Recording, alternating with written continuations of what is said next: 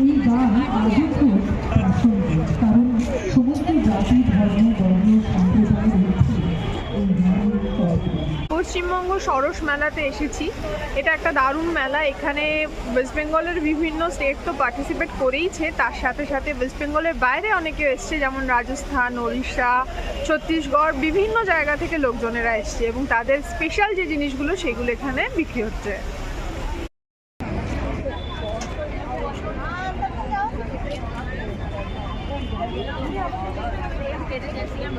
ये लेगी